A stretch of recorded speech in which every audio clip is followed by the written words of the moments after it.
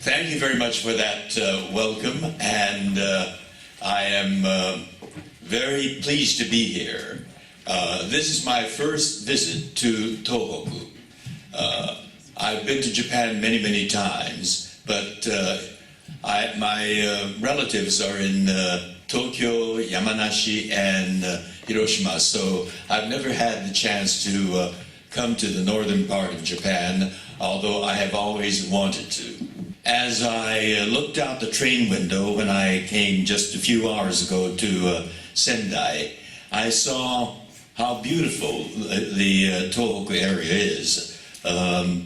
Neat rice paddies, lush green mountainsides, and I saw very neat tile-roofed homes as we approached Sendai. And of course, Sendai is a big city. We first saw buildings that were about 4 or 5 stories, and then as we got closer in, a very impressive city with high-rise buildings. So I got to see what the Tohoku area is like for the first time. But always in the back of my mind, I had my memory of what I saw on my TV screen and on my computer on that horrible March day in 2011. I remember seeing those scenes where the ocean rose up and like a wall of water came rolling in to your beach and then sweeping up the buildings, the cars, and everything in its way, and the horror of it. And I saw people being carried away by that. It was horrible. And then I saw the impact that it had on Fukushima Daiichi nuclear power plant and the meltdown, and I was deeply moved by it. And then the day after that, we saw extraordinary scenes, very impressive scenes, where the people of Tohoku, who were devastated by it, and aid was starting to come in, lined up in orderly fashion. No, without people running and trying to get aid where others did not, and being disciplined. It was very impressive. And then I saw people helping each other, working together as a community. It was very impressive, and I was moved. And I immediately thought, we've got to do something to help the people there. And I prepared a video including the scenes that we saw on TV, and I appealed to the people of not just the United States, but to the world. And we can do that now with social media. It's an amazing medium of communication. And I said, at times like this, whether we're in the United States or Europe or Latin America, we are all Japanese, and appeal to them for aid, for them to contribute to the International Red Cross to bring aid to the people of Tohoku. And I know now that you have been rebuilding your villages and cities and trying to get back to where you started from. And certainly the impact of the nuclear meltdown is one that's going to take a long, long time. But I'm impressed by the resilience and the strength of the people here. And I'm here today to learn as much as I can from you folks to bring me up to date on what is being done, what the plans are. Because I know that you will get back on your feet and become a contributing member of the nation of Japan. I'm a Japanese American, but I know something of the spirit of the people of Japan. I am the grandson of people that came from Japan to America with a spirit of adventure and to build a new life for themselves in a new land. My mother was born in Sacramento, California. My father was a San Franciscan. They met and married in Los Angeles, and that's where I was born. On December 7th, 1941, Japan bombed Pearl Harbor and the whole world was plunged into another world war. And America was swept up in war hysteria, and they looked at Japanese Americans with suspicion and fear and outright hatred, simply because we looked like the people that bombed Pearl Harbor. And that hysteria grew and grew until on February 19th, 1942, the President of the United States, Franklin Delano Roosevelt, ordered that all Japanese Americans on the west coast of the United States be summarily rounded up with no charges, with no trial, with no due process, the central pillar of our justice system, and to be imprisoned in 10 barbed wire prison camps in some of the most desolate places in America.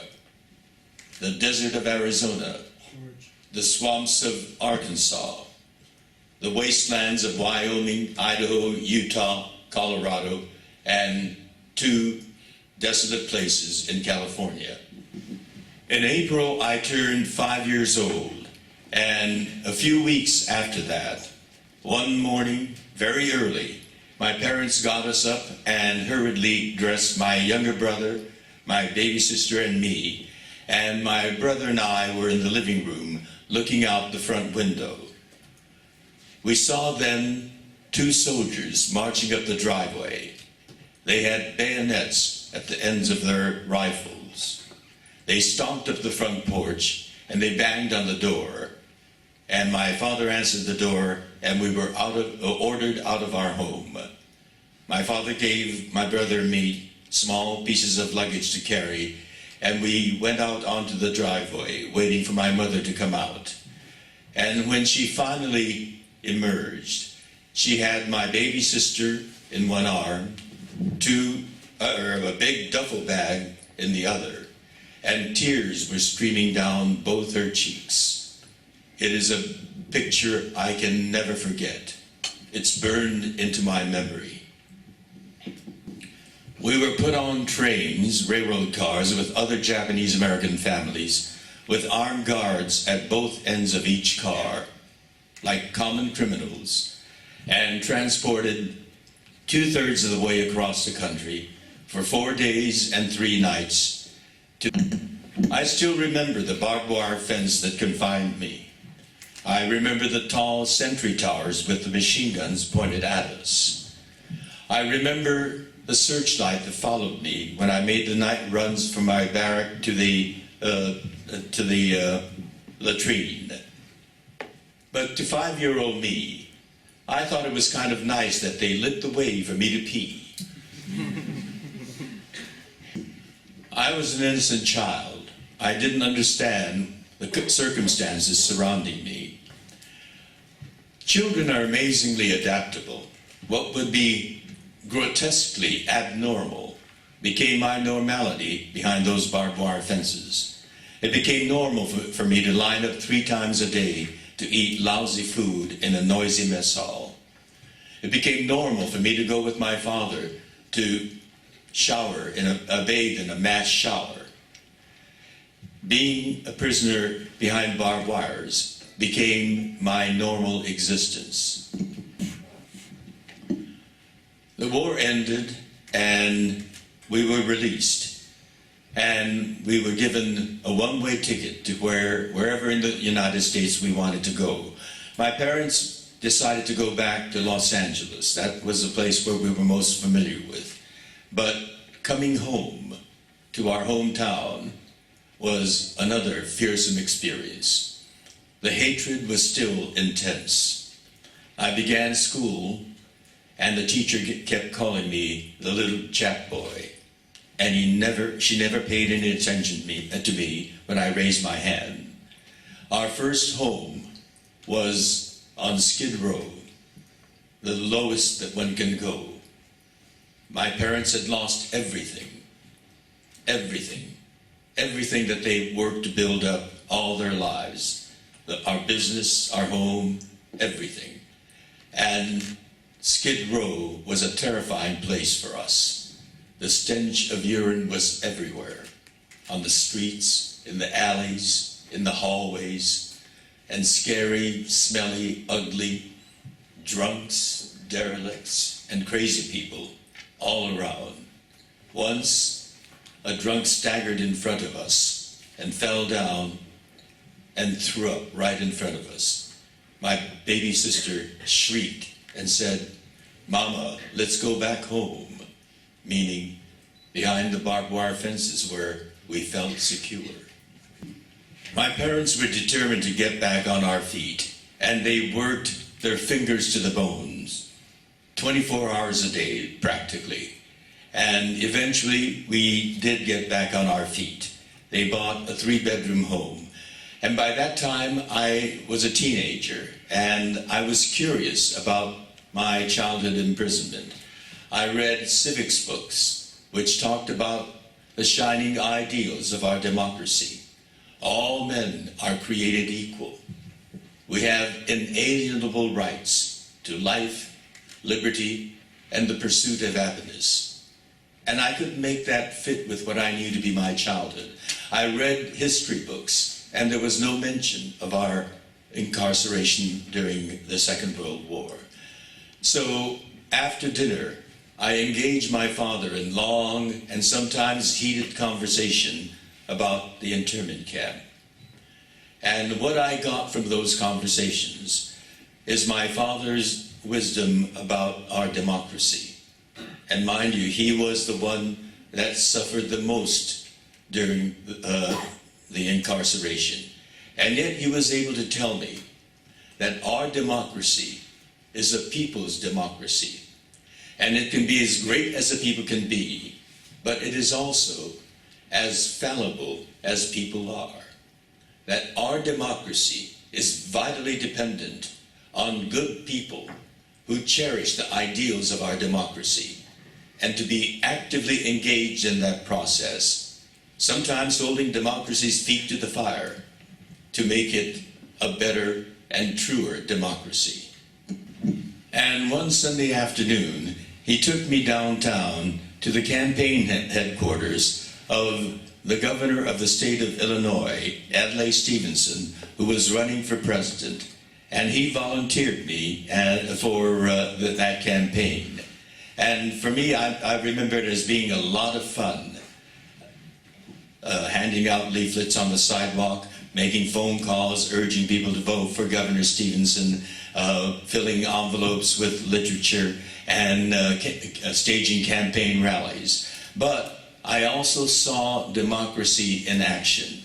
Here was a man who stood for the ideals of our democracy, and he was able to communicate that eloquently to many, many people. Many, many people came to support him.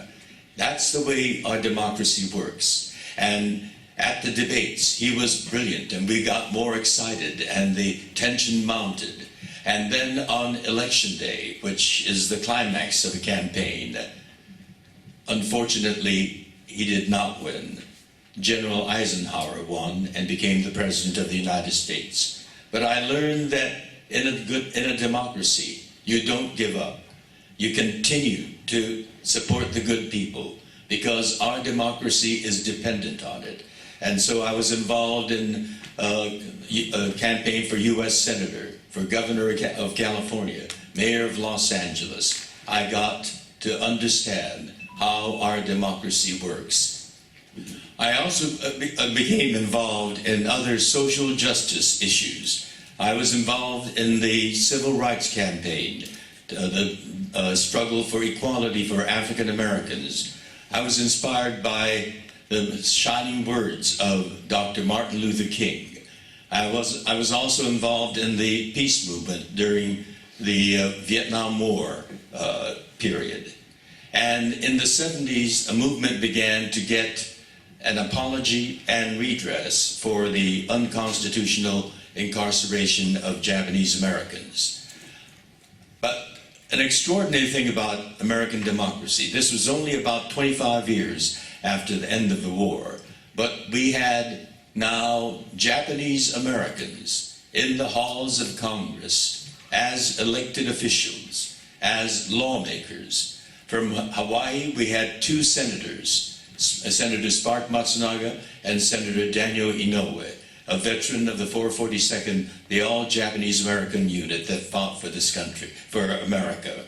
And in the House of Representatives, again from Hawaii, a woman, Patsy Takemoto Mink, and from California, San Jose, California, Norman Mineta, and from my mother's hometown, Sacramento, Robert Matsui. And they gave leadership to the effort while we, on the ground, gathered support from not only the Japanese American community, but the whole American community. And we did the same thing that we did in a political campaign, to educate, to raise the awareness of people. And we prevailed.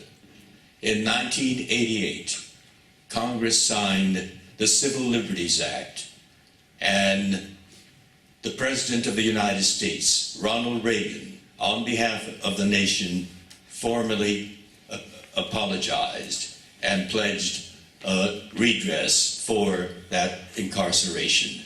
American democracy might take a long time, but it works. And our history books now have that dark chapter of the incarceration of American citizens who happen to be of a certain race in our books. We are learning from our history.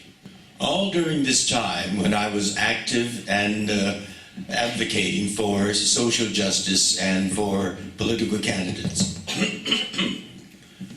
I was so silent on the one issue that was closest to me, that was organic to me.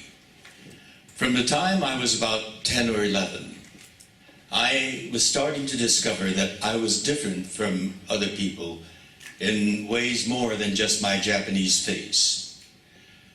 The guys around me would get excited by Monica, and they would say, oh, Monica's hot, or Sally's really cute. I thought Monica and Sally were nice. But who really excited me was Bobby. But I knew the other guys didn't feel that way, and I wanted to be part of the gang. And so I started acting like I was part of the gang. And I said, wow, there goes Monica. Or, sweet Sally. I was acting. And as they started dating, I started dating too. And more often than not, I went on double dates with my buddies. But on those dates, I was more interested in my buddy than in my date. I knew I was different. I knew I was acting. And I felt very alone. And having to put up that phony, false me was very straining. There was always that tension. I didn't want to give myself away. If I made some mistake, the guys might start saying, oh, George. So I wanted to avoid that.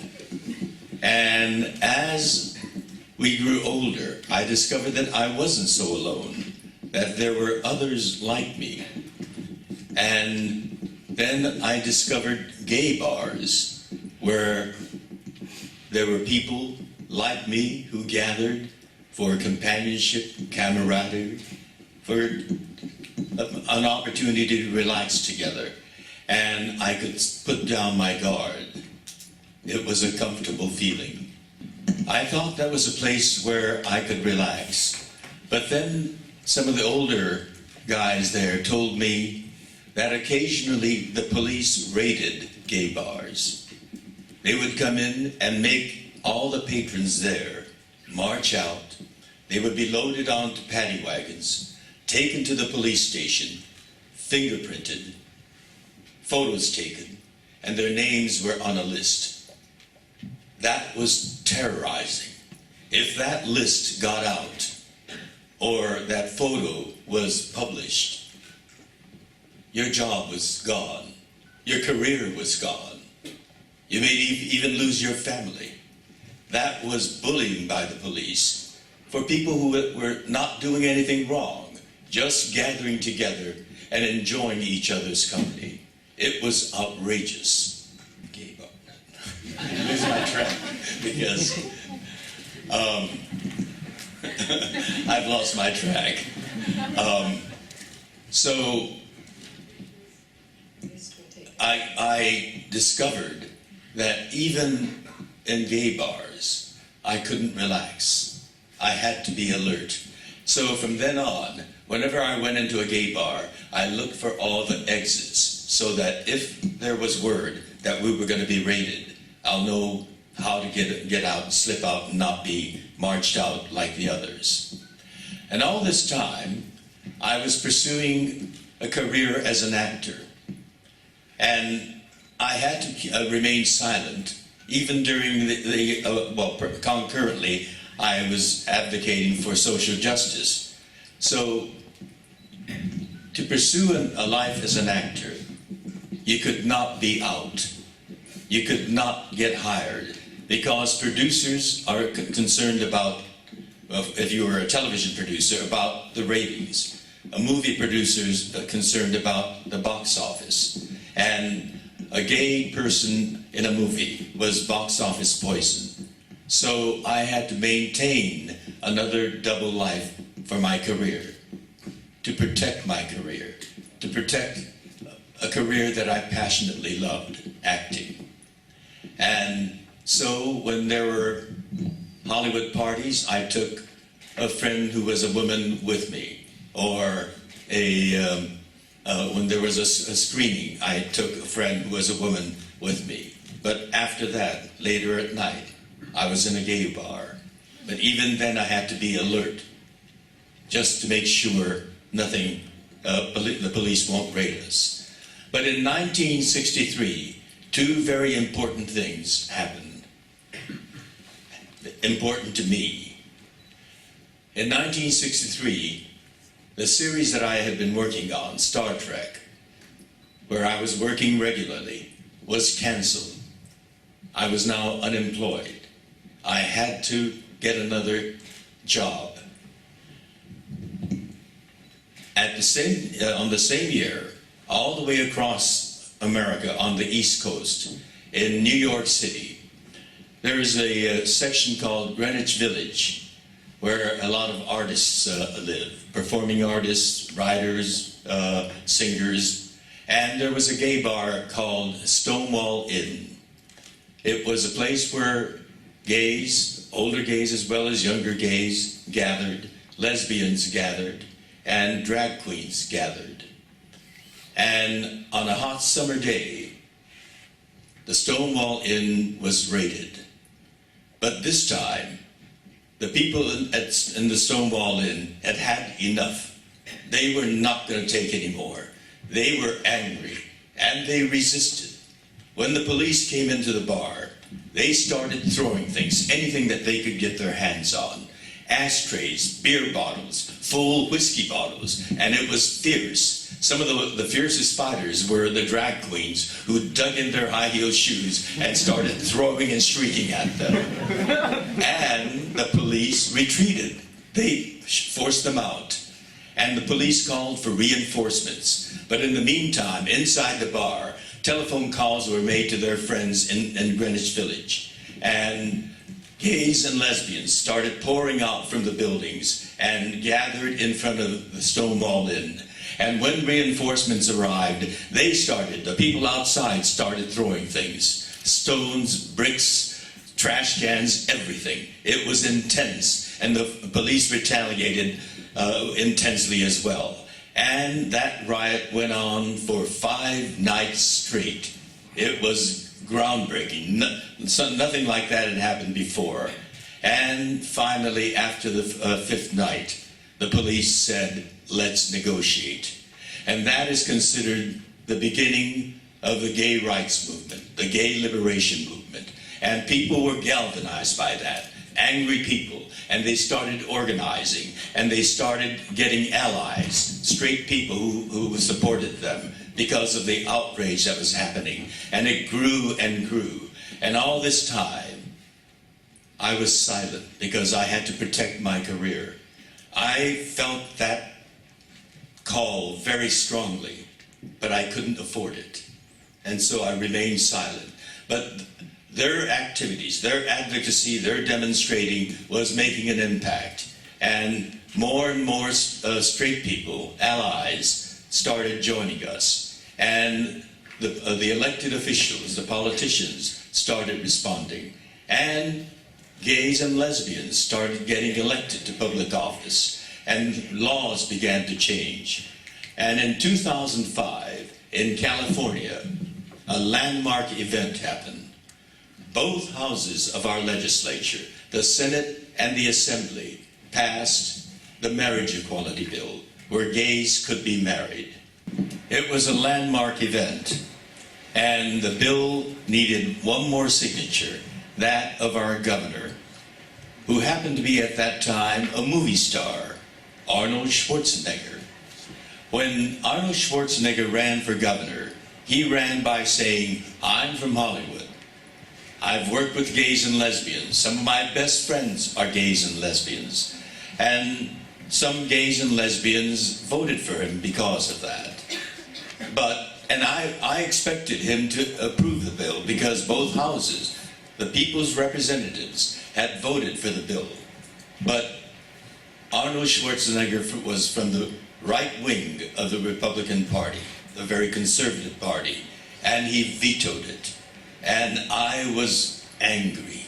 My blood was boiling. I was raging.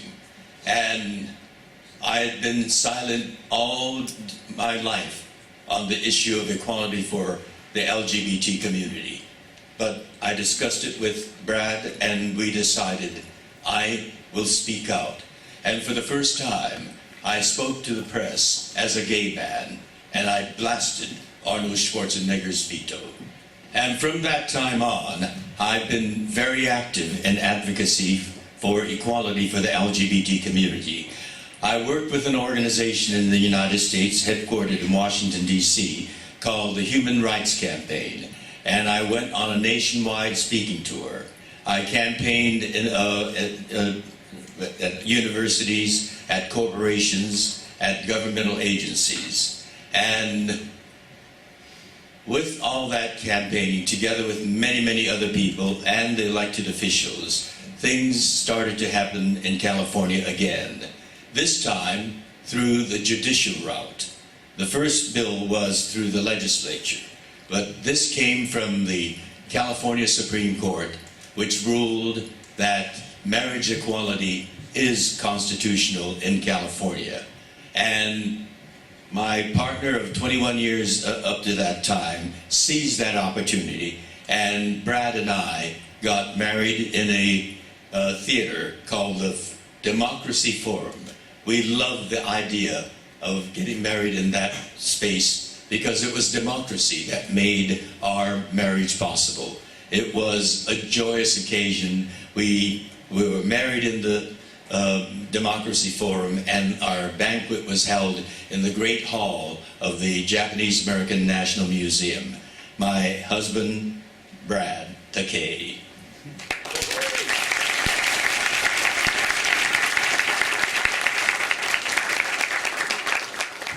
And so now we've been together 27 years, 21 years as partners, and 6 years as husband and husband. We're absolutely delighted with that.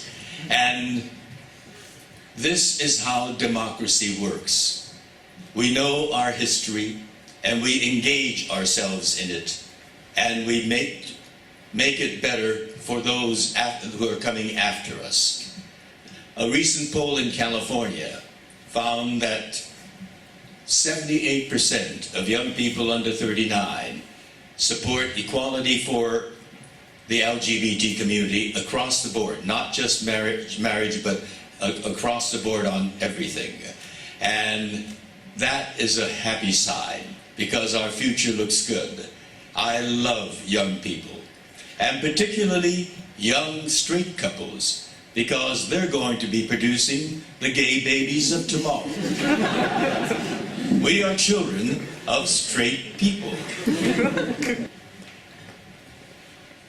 I consider our democracy a dynamic work in progress. Throughout history, our democracy has been expanding equality and justice for more and more people. I know our history.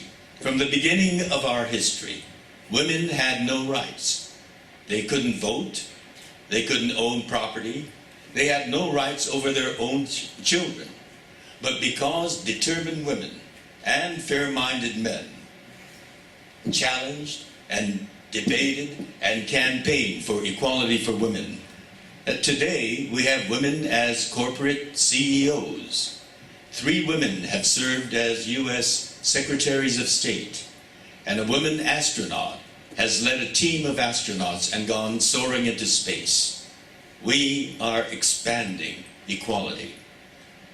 When the ideals of democracy were articulated by our founding fathers, great people, they kept other human beings as slaves.